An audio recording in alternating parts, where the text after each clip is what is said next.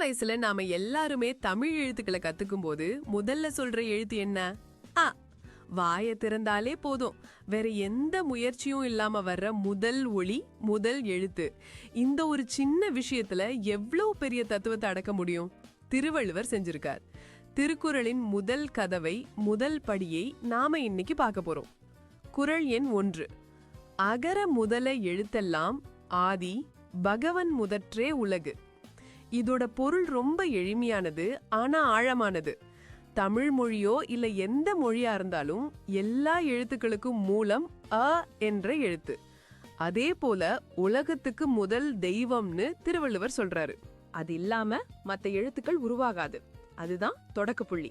திருவள்ளுவர் சொல்றாரு, அது போல இந்த பிரம்மாண்டமான உலகத்துக்கு, அதுல இருக்கிற எல்லா உயிர்களுக்கும் எல்லா பொருட்களுக்கும் தொடக்க புள்ளி அந்த ஆதி பகவன், அதாவது இறைவன். இங்க ஒரு விஷயத்த நம்ம கவனிக்கணும். வள்ளுவர் சிவன் முதற்றே உலகனோ விஷ்ணு முதற்றே உலகனோ சொல்லல. ஆதி பகவன்னு ஒரு பொதுவான வார்த்தையை பயன்படுத்துறார். அதனாலதான் சைவர்கள் இத சிவனுனோ, வைணவர்கள் விஷ்ணுவனோ, சமணர்கள் ஆதிநாதர்னோ பலரும் பலவிதமா இத புரிஞ்சுக்கிறாங்க.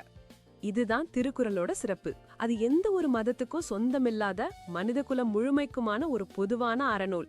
ஆன்ற ஒலி எப்படி எல்லா ஒலிக்கும் அடிப்படையோ, அதே மாதிரி ஒரு மூல சக்தி இந்த பிரபஞ்சத்துக்கு அடிப்படை. அந்த அடிப்படைய வணங்கிட்டு புரிஞ்சுக்கிட்டு ஏத்துக்கிட்டு தான் தன்னோட 1330 குறள் பயணத்தையே அவர் தொடங்குறார். அறம் பொருள் இன்பம்னு வாழ்க்கையோட எல்லா அம்சங்களையும் பத்தி பேசுறதுக்கு முன்னாடி எல்லாத்துக்கும் மூலமான ஒன்றை வணங்குறது எவ்வளவு பெரிய நேர்த்தி.